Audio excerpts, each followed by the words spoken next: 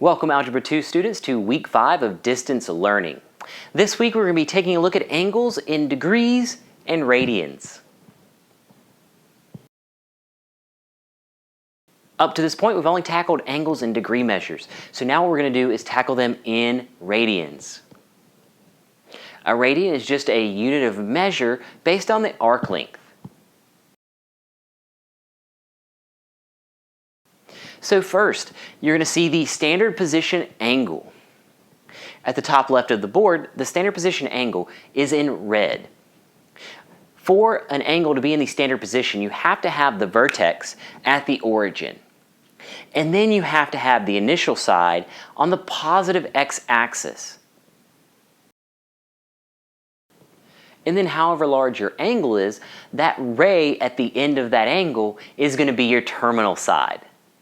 So you have your initial side, and then you have your terminal side. And the last thing in the top left up here is a positive angle versus a negative angle.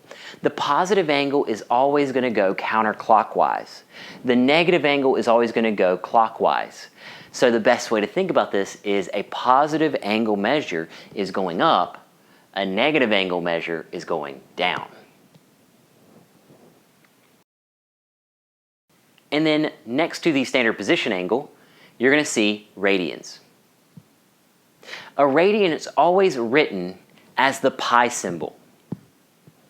And 1 radian is always 180 degrees. Which means that 2 radians is 360 degrees.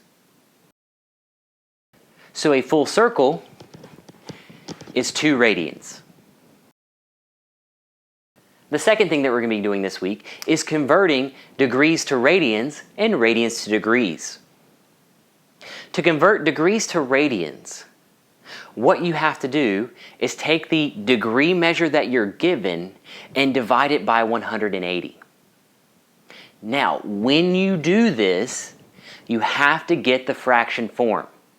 It must be reduced fraction form. Decimal answers will not be accepted. So when you think about this, make sure that you notice on your calculator there is a math button. If you hit the math button, one of the first things you'll see is an arrow and frac, F-R-A-C, which is short for fraction. It will take your decimal number and turn it into a fraction. Once you get the simplified fraction form, you're just going to put a pi or radian at the end of your fraction.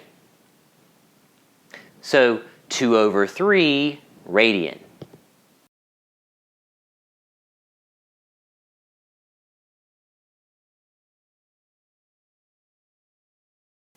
And that's how it would be written. Now, if you're going the other way and going from radians to degrees, I think this one's much easier. Because you know that the radian is 180, all you're going to do is plug in 180 for that radian.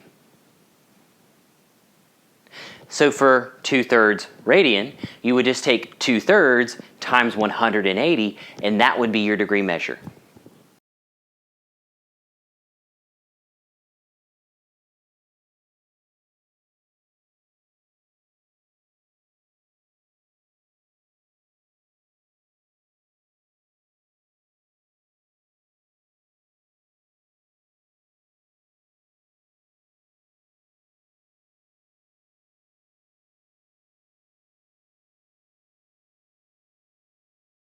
And the last thing that we're going to be looking at this week is coterminal angles.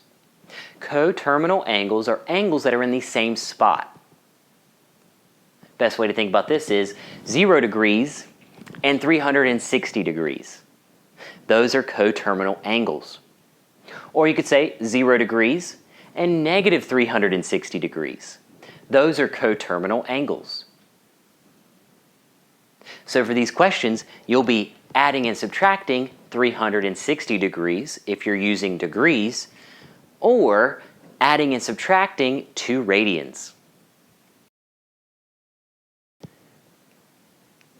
Example 1. Example 1, we are going to convert from degrees to radians or vice versa. So part A says 120 degrees. So we're going to be converting from the degree to the radian. Just like what we had in our notes, we're going to take 120 and divide it by 180. 120 divided by 180.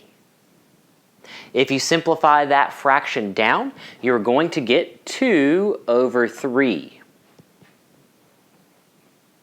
And then we simply add on our pi symbol, and we're finished. 2/3 radian.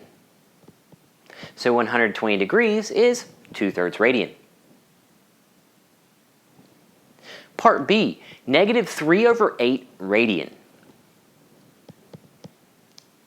So we're going to be going from radians to degrees, which means we're simply plugging in 180.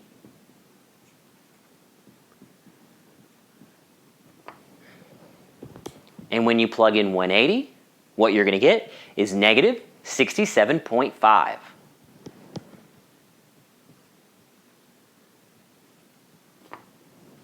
So our answer,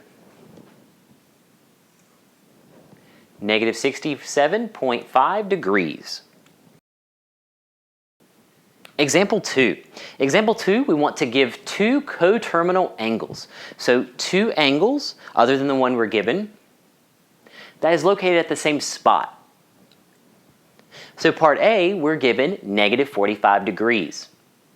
So just like we had in our notes, we are going to add or subtract 360 to this degree measure.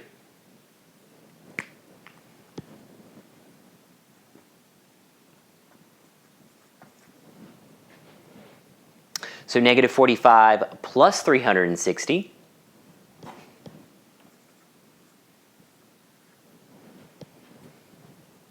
315 degrees. And then -45 minus 360.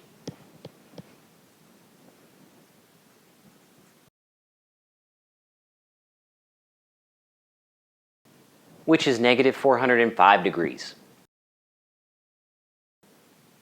And then finally part B, 2/3 radian. We're going to give the two coterminal angles for 2/3 radian. For this, we're going to add and subtract 2 radian.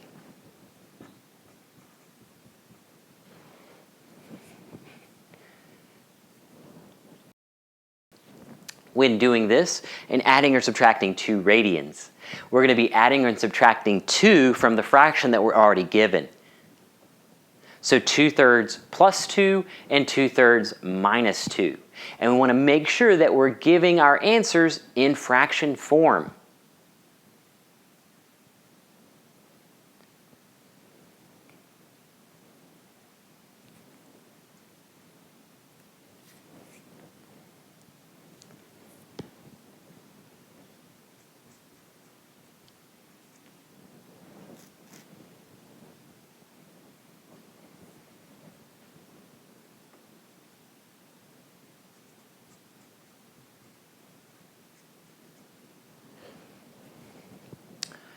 So to make it easier, you can get an improper fraction. So 2 is the same thing as 6/3. And then you can add your numerators and be finished.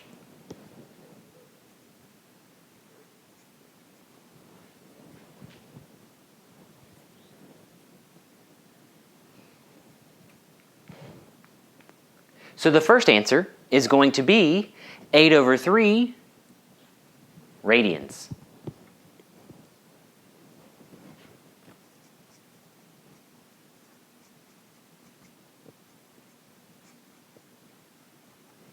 And then the second answer is going to be -4/3 radians.